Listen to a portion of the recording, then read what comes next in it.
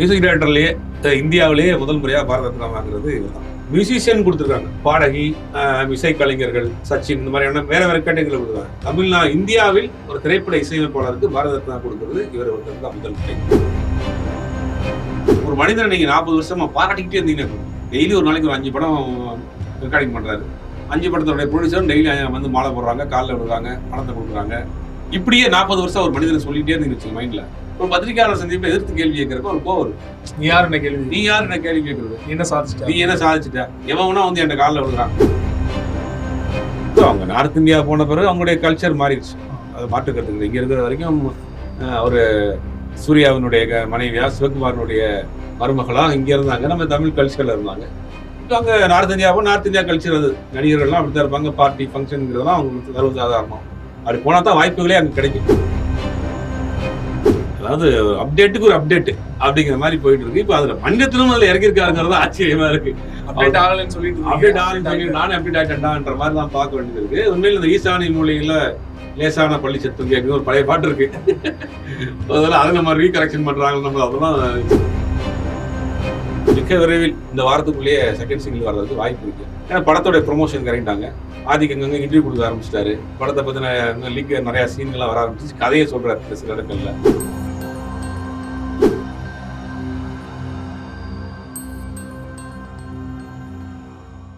Media circle நேயர்களுக்கு வணக்கம். இன்றைக்கு நம்மோடு நேர்காணலுக்காக சினிமா விமர்சகர் சுபைர் அவர்கள் நம்மோடு இணைந்திருக்கிறார். அவரோடு பேசலாம். வணக்கம். வணக்கம். இசைஞானி இளையராஜா அவர்கள் சமீபத்தில் தான் சிம்பனி முடிச்சு மிகப்பெரிய சாதனை படைத்திருந்தார். இந்த சூழல்ல ஒன்றிய அரசின் சார்பாக வழங்கப்படுற பாரத ரத்னா விருது இளையராஜா அவர்களுக்கு அறிவிக்கப்பட்டிருக்கிற ஒரு தகவல் வந்திருக்கு. எப்படி பாக்குறீங்க? உண்மையிலேயே பாராட்டக்கூடிய விஷயம். எப்பயோ கொடுத்துருக்கோன்னு இப்போ கொடுக்குறாங்க. மியூசிக் டைரக்டர்லயே இந்தியாவிலேயே முதல் முறையா பாரத ரத்னா வாங்குறது இவர் தான். மியூசிஷியன் கொடுத்துருக்காங்க, பண்டிட் ரவிசங்கர் கொடுத்துருக்காங்க, பிஸ்மில்லா கான் கொடுத்துருக்காங்க, சுப்புலட்சுமி கொடுத்துருக்காங்க, ஆசா போஸ்லி கொடுத்துருக்காங்க, பாடகி, இசை கலைஞர்கள், சச்சின், இந்த மாதிரியான வேற வேற கேட்டகரியில் கொடுத்துருக்காங்க. தமிழ்நாடு இந்தியாவில் ஒரு திரைப்பட இசையமைப்பாளருக்கு பாரத ரத்னா கொடுக்கிறது இவர் ஒருத்தருக்கு தான் முதல் முறை. பட் இது ரொம்ப லேட்டா கொடுக்குறாங்க, முதலே கொடுத்துருக்கணும். பாராட்டக்கூடிய விஷயம். ஒரு செய்தி வந்திருக்கு, அது ஒன்றும் உறுதிப்படுத்தப்படாத தகவலா இருக்கு. கன்ஃபார்மா அதை கொடுத்துருவாங்க தான் நினைக்கிறேன். ஏன்னா மோடி அவர்களை சந்தித்த போது அவர் சொன்னதாக ஒரு தகவல். அதனால கிடைச்சதா ஒரு மிகப்பெரிய ஒரு கௌரவம் தான் தமிழ்நாட்டுக்கு. ஏற்கனவே பாஜக சார்பாக ராஜ்யசபா எம்பியா இருக்காரு. அதனாலதான் இந்த அவார்டு கொடுத்தாங்க. அவார்டுக்கு 100% தகுதியான பேர் இளையராஜா அவர்கள். ஆனா இப்படி அரசியல் ரீதியா சில பேர் பேசுவாங்களே, பேச வாய்ப்பு இருக்குல்ல, அதை எப்படி பாக்குறீங்க? இல்ல, பாஜகவை பொறுத்த வரைக்கும் எந்தெந்த மாநிலத்துல என்னென்ன ஒரு பிரபலியமான தலைவர்கள் இருக்காங்களோ அவர்களை தன் பக்கம் கொண்டு வர்றதுக்கு ஒரு முயற்சி பண்ணும். பெரும்பாலும் எல்லா கட்சிகளும் அதை பண்ணுவாங்க. ஓட்டு கேட்டு போறீங்கன்னா ஊர்ல, அந்த ஊர்ல இருக்க பெரிய ஒரு 10-50 துண்டு வாங்கி வச்சுக்கிறாங்க. அந்த ஊர்ல எந்த வீடு பெரிய தலைக்கட்டு வீடு அப்படின்னு பார்த்து அந்த வீடு ஒரு துண்டை போட்டுருவாங்க. எல்லா கட்சிக்காரனும் போடுவாங்க. அந்த மாதிரி தான் தமிழ்நாட்டில் பாத்தீங்கன்னா, தமிழ்நாட்டில் இருக்கக்கூடிய பிரபலமான ஆறுகள் யாரு அப்படின்னு பார்ப்பாங்க. அந்த ஏழு அந்த அம்மா என்ன பண்ணாங்கன்னா, மோடியா லேடியா அப்படின்னு கேட்டாங்க. பட் இறந்து போன பிறகு அந்த அம்மாவை தலைவிட்டாங்க. இவங்க தலைவியாக்குறாங்க, முயற்சி பண்றாங்க. எம்ஜிஆரை கொண்டாடுறாங்க. கேப்டன் ஜி அப்படின்னு அங்க கேப்டன் ஜியை பேசுறாங்க, கேப்டன். அப்ப இங்க இருக்கக்கூடிய மக்கள் செல்வாக்கு உள்ள தலைவர்களை தன் பக்கம் கொண்டு வர்றது ஒரு அரசியல் ஒரு யுக்தி. அது எல்லா கட்சியும் செய்வாங்க. இப்போ பாஜக மக்கள் செல்வாக்குள்ள தலைவர் இங்க இல்ல, அப்படிதான் இல்ல யார சொல்லுங்க பார்ப்போம். இதுவரைக்கும் யார் இருக்கா மக்கள் செல்வாக்குல ஒரு கரிஸ்மாட்டிக் லீடர் யார் இருக்கா தமிழ்நாட்டுல? அதிமுக இருக்காங்க, திமுக இருக்காங்க, ஏன் நாம் தமிழர் கூட இருக்கிறாங்க, விஜய்க்கு இருக்கிறாரு. பாஜகவுக்கு ஒரு கரிஸ்மாட்டிக் லீடர் யார் இருக்கு? அண்ணாமலை சொல்லுவீங்களா? அண்ணாமலையே நீங்க சொல்லிக்கலாம். அண்ணாமலையை நான் அவருக்கு கரிஸ்மாட்டிக் லீடர் அப்படின்னா உருவாக்கி 4 வருஷம் தான் தெரியும். உண்மையான மக்கள் செல்வாக்குள்ள தலைவர் பாஜகவில் யாரும் கிடையாது. அப்படி தனிநபர் செல்வாக்குள்ள நபராக யாரையும் உருவாக்க விடவும் பாஜக விட மாட்டாங்க. ஒரு சிங்கிள் ஃபேஸ் வேல்யூ பர்சனா யாரையும் விட மாட்டாங்க. அது சித்தாந்த ரீதியாக அடிப்படையில் உள்ள கட்சி. அதனால தமிழ்நாட்டுக்கு வந்தாங்கன்னா தமிழ்நாட்டில் இருக்கக்கூடிய ஆட்களை, பிரபலியங்களை தன் வசப்படுத்திக் கொள்வதற்காக பண்ணுவாங்க. இந்த விருதை பொறுத்த வரைக்கும் 100% அவர் தகுதியான நபர் தான். அது எப்பயோ கொடுத்துருக்கணும், இப்போ கொடுத்துருக்காங்க. அது உண்மையில பாராட்டக்கூடிய விஷயம். இளையராஜா அவர்கள் பேசும்போது ஒரு சில வார்த்தைகள் தவறுதலாக பேசுறது பயன்படுத்திக்கிட்டு தொடர்ச்சி அவர் மீது சிலர் வன்மத்தை கட்டிட்டு இருக்காங்க இல்லையா? அதை பத்தி உங்களுக்கு இல்ல, அவர் பேசுறாருன்னா வயது கிட்டத்தட்ட 80 வயது ஆகுது. ரெண்டாவது அவரை பொறுத்த வரைக்கும் நான் நிறைய இடங்களில் சொல்லியிருக்கேன், 40 வருஷமா வீடும் இசையமைப்பு கூட மட்டுமே அவருக்கு வாழ்க்கை. வெளி உலகம் அவருக்கு பெருசா ஒன்றும் தெரியாது. மியூசிக்கை தவிர அவர் இதுக்குமே இன்னமே தெரியாது. அதனால நிறைய விஷயங்கள் அவர் இழந்திருக்கிறாரு, நிறைய பொருளாதார ரீதியாக இழந்திருக்காரு. அதனால வெளியே வரப்ப என்னன்னா, அவருக்கு என்ன பேசுறது ஏது பேசுறதுங்கிறத ஒரு தெரியல. ஒரு மனிதனை நீங்க 40 வருஷமா பாராட்டிக்கிட்டே இருந்தீங்கன்னா எப்படி இருக்கும்? டெய்லி ஒரு நாளைக்கு ஒரு 5 படம் ரெக்கார்டிங் பண்றாரு. 5 படத்தோட ப்ரொடியூசரும் டெய்லி வந்து மாலை போடுறாங்க, காலில் விடுறாங்க, பணத்தை கொடுக்குறாங்க. இப்படியே 40 வருஷம் ஒரு மனிதனை சொல்லிட்டே இருந்தீங்கன்னு வச்சுங்க, மைண்ட்ல என்ன ஆகும்? நமக்கு யாரோட நம்ம அப்படிங்கிற ஒரு என்ன போறதான் செய்யும். அப்ப நீங்க அந்த மாதிரி டெய்லி ஒரு பாராட்டுகளை மட்டுமே கேட்டுக்கிட்டு இருந்த நபர்கிட்ட ஒரு பத்திரிகையாளர் சந்திப்பில் எதிர்த்து கேள்வி கேட்கிறப்ப ஒரு கோவம் வருது. நீ யார் என்ன கேள்வி நீ யார் என்ன கேள்வி கேட்கறது? நீ என்ன சாதிச்சிட்ட? நீ என்ன சாதிச்சிட்ட? எவனா வந்து என் காலில் விழுகிறான், என் பட வாய்ப்புக்காக வந்து வரிசையில் நிற்கிறான், நீ ஒரு மயக்க தூக்கிட்டு வந்து என் கேள்வி கேட்கலாமா அப்படிங்கிற ஒரு நினைப்பு வந்துருக்காரு. பட் அதுக்கு தகுதி இருக்கா, அது சரியா இல்லையாங்கிறதுக்கு அதெல்லாம் விட்டுட்டு அவர் அப்படி நடந்துக்கிறாரு அப்படிங்கிறதுல நமக்கு வந்து அது வேணாம். அதை அந்த விஷயத்தை ஒதுக்கி வச்சிடலாமே. அவர்கிட்ட கூடிய அந்த விஷயத்தை ஒதுக்கி வச்சுட்டு அவரை இசையை ரசிப்போம். இன்னைக்கு ரசிக்கிட்டு இருக்காங்க. 3வது தலைமுறையா 4வது தலைமுறையா இசையை கொண்டாடிக்கிட்டு இருக்காங்க. அவர் பாட்டை கேட்டுக்கிட்டு இருக்காங்க. நிலாவை காட்டி சோறு விட்டு ராஜா பாட்டை போட்டு நிறைய பேர் தூக்க வச்சுட்டு இருக்காங்க. நிறைய பேர் தற்கொலை இருந்து மீண்டுட்டாங்க. பல பேருடைய இரவு தூக்கத்திற்கும் அவர் தான் காரணம், பல பேர் இரவு தூங்காம இருக்கிறதுக்கும் அவர் தான் காரணம் அப்படின்னு ஒரு விஷயம் சொல்லப்படுது. நல்ல விதமா பல பேர் இரவு தூங்குறதுக்கும் அவர் பாட்டை போட்டு தான் கேட்கறாங்க. பல பேர் இரவு வேலை பார்க்கறவங்க தூங்காம இருக்கிறதுக்கும் அவர் பாட்டை தான் கேட்கறாங்க. அப்படிங்கும் போது பல விஷயங்கள் செஞ்சுட்டு இருக்காரு. 40 வருஷமா தமிழ்நாடு மக்கள் கொண்டாடிட்டு இருக்கிறாங்க. அப்படிங்கும் போது எல்லா தகுதியும், அவார்டுக்கான தகுதி எல்லாமே அவருக்கு இருக்கிற போது அவர்கிட்ட இருக்கக்கூடிய சில குறைகளை நம்ம ஒதுக்கிட வேண்டியதான். தேவையில்லையே. சோத்துல கல் இருந்தோம்னா தூக்கி போட்டு சாப்பிட வேண்டியதானா? அந்த மாதிரி அவருக்கு இருக்கக்கூடிய சில குறைகள்னு உங்களுக்கு கணக்கு தெரிஞ்சுன்னா அது ஒதுக்கி வச்சு நிறைகளை மட்டும் எடுத்துக்கிட்டு போவோம். ரெட்ரோ திரைப்படத்தோட பாடல் நேற்று வெளியாகி பரபரப்பாக பேசப்பட்டு இருக்கு. கனிமா அப்படிங்கிற சாங் சந்தோஷ் நாராயணன் தான் வந்து மியூசிக் போட்டு ஆடவும் செஞ்சிருக்காரு. அந்த பாட்டில் எப்படி பார்க்குறீங்க? சந்தோஷ் நாராயணோட டான்ஸ் தான் சூர்யாவை காட்டிலும் சந்தோஷ் நாராயணன் ஹீரோவா, சூர்யா ஹீரோவாங்கிறது தெரியாத அளவுக்கு டான்ஸ், குத்து டான்ஸ்லாம் போட்டு ஆடி நல்லா பண்ணியிருக்காரு. பார்க்கறப்ப நல்லா தான் இருந்தது. ஃபர்ஸ்ட் டைம் கேட்குறப்ப நல்லா இருக்கு. அப்புறம் செகண்ட் டைம் கேட்குறப்ப இது எங்கேயோ கேட்ட பாட்டு மாதிரியே இருக்கு அப்படின்னு பார்த்தா அவருடைய பாட்டுலயே எனக்கு ராஜாவா தான் அப்படின்னு பல பாட்டுகளை ரக்கிட சாங்லாம் லாஸ்ட்ல அந்த பீஜஸ்லாம் வந்து நிக்குது. இந்த பாட்டு நிறைய பாடல்களுடைய மிக்சிங்லேயே இருக்கு. இன்னும் கொஞ்சம் ஃப்ரெஷ்ஷா புதுசா போட்டுக்கலாமோ அப்படிங்கிற ஒரு கேள்வி இருக்கு. பட் என்ன ரீசனுக்காக போட்டிருக்காங்கன்னு தெரியல. தொடர்ச்சியாக அந்த இசையமைப்பாளர்கள் ஆடுறது ஒரு ட்ரெண்டிங் ஆகிட்டு வருது இல்லையா? அனிருத்ல ஆரம்பிச்சு ஜிவி பிரகாஷ்ல இருந்து எல்லாருமே ஆட ஆரம்பிச்சிட்டாங்க. இது எப்படி எடுத்துக்கிறது? அது ப்ரொமோஷன் தான். அது ஒரு பாட்டுக்கான ப்ரொமோஷன், தனக்கான ப்ரொமோஷன். முதல்ல இசையமைப்பாளர் யாரும் தெரியாது. நீங்க இசையமைப்பாளர் எல்லாருக்குமே தெரியும். இளையராஜா காலகட்டங்கள் இருக்கிறப்ப இளையராஜா வந்து அவருடைய போட்டோவை போடுவாங்க, அவருடைய படங்களை போட்டு பூஜை போடுவாங்க. சின்னதா 500 படம் வந்தப்பெல்லாம் நிறைய படங்களுக்கு ஹீரோ பேர் இருக்காது. பெருசா அவருடைய போஸ்டர் மட்டும் போட்டு இசைஞானியின் இசையில், ராகதேவனின் இசை மலையில் அப்படின்னு பேரை மட்டும் போட்டு அந்த படத்து பேரை போட்டிருப்பாங்க, டேரக்டர் பேர், ஆக்டர் பேரை போட்டிருப்பாங்க. அந்த மாதிரி இருந்த காலகட்டங்கள் வேற. அதற்கு பிறகு சோசியல் மீடியாலாம், டிஜிட்டல் மீடியாஸ் நிறைய வந்த பிறகு தன்னை வந்து ப்ரொமோட் பண்ணிக்கிற வேலையை செய்யறாங்க. அது இந்த படத்துல பாக்குறப்ப ஹீரோவை விட இவர் தான் அதிகமாக ஆடுறாரு. பாட்டு ஃபுல்லாக இவர் தான் ஆடி இருக்காரு. பட் அந்த பாட்டு இன்னும் கொஞ்சம் புதுசாக பண்ணிருக்கலாம். இந்த லுக்குமே வந்து நல்லா பேசப்படும். சூர்யாவோட லுக்கு பராசக்தி படத்தில் நடிக்காம தான் இந்த படத்தை வந்து தேர்ந்தெடுத்தாரு. ஸோ அது நல்ல சாய்ஸாக இருக்கும் அப்படின்னு சொல்லிட்டு ஒப்பீடு பண்றாங்க இல்லையா? அது பார்க்குறேன். இல்லை, அந்த ஒப்பீடு படம் வந்த பிறகு தான் தெரியும். பராசக்தி படத்தை ஏன் மிஸ் பண்ணார், ஏன் புறநானூரை ஏன் மிஸ் பண்ணாரு அப்படிங்கிறது படம் வந்த பிறகு தான் தெரியும். பட் கார்த்திக் சுப்புராஜை பொறுத்த வரைக்கும் ஒரு நம்பிக்கை உள்ள ஒரு இயக்குனர். ஆல்ரெடி ஒரு நிறைய சக்ஸஸ்ஃபுல் கொடுத்து சாட்சிகள் இருக்கு அவருக்கு. சமீபத்தில் லாஸ்ட்டாக அவர் கொடுத்த படம் கூட பெரிய ஹிட்டு. அப்படிங்கும் போது இந்த படத்தை சரியாக பண்ணியிருப்பார். சூர்யாவுக்கு என்ன தேவையோ அதை வச்சு கரெக்டாக பண்ணியிருப்பாருங்கிற ஒரு நம்பிக்கை இருக்குது. பட் அதை எந்த படத்தை மிஸ் பண்ணதுனால இது இருக்கா அப்படிங்கிற இந்த வெற்றி அது சரி கட்டுமா? புறநானூறு வெற்றியை புறநானூறு வெற்றியை வந்து ரெட்ரோ சரி கட்டுமா அப்படிங்கிறது படம் வந்த பிறகு தான் தெரியும். கங்குவா தோல்வி மிகப்பெரிய அளவில் பாதிப்பு கொடுத்துருக்கு இல்லையா? அதுல இருந்து மீண்டு வந்துருவாரு. இல்லை, கண்டிப்பாக இந்த படம் வந்து வெற்றி பெற்று ஆக வேண்டும்ங்கிற ஒரு கட்டாயத்தில் இருக்கிறார். மதில் மேல கம்பி மேல நிக்கிற மாதிரி நிக்கிறார்.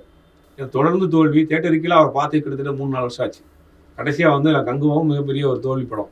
அப்படிங்கும்போது இந்த படம் தேட்டருக்குள்ள அவர் ஹிட் கொடுத்தா தான் சூர்யாவினுடைய கேரியர் அடுத்த கட்டத்துக்கு நகலும். அந்த மாதிரியான முக்கியமான இடத்துல இருக்காரு. பட் அது ஒரு நம்பிக்கை இருக்கு. கார்த்திக் சுப்ராஜ், சந்தோஷ் நாகராஜன் அப்படின்ற ஒரு அந்த டீம் மேல ஒரு நம்பிக்கை இருக்கு. Successful team. அது ஏதாவது ஒரு விஷயம் பண்ணியிருப்பாங்க, சூர்யாவை வந்து மீண்டும் மீட்டெடுத்து கொண்டு வந்துருவாங்கிற ஒரு நம்பிக்கை இருக்கு. அதை வெயிட் பண்ணி தான் பார்க்கணும். ஜோதிகா அவர்கள் வந்து மும்பையில் போய் செட்டில் ஆனதுக்கு அப்புறமா அவங்க தொட்டது பேசுனது எல்லாமே சர்ச்சை ஆகிட்டு வருது.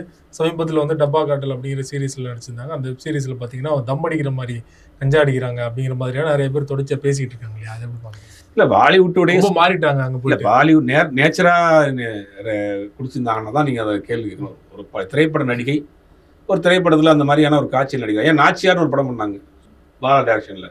அந்த படத்தில் ஒரு வார்த்தை பேசியிருப்பாங்க. அதுவே பெரிய சர்ச்சையாச்சு. அது கதைக்கு தேவைப்பட்டிருக்கும், பண்ணியிருப்பாங்க. இப்போ அந்த நீங்கள் சொல்கிற அந்த வெப் சீரிஸில் இந்த கதைக்கு தேவைப்பட்டிருக்கும், அது பண்ணியிருப்பாங்க. நடிகனாக போயிட்டோம்னா அவங்க சொல்கிறத கேட்டு நடிக்க தான் நம்ம பண்ணியாகணும்.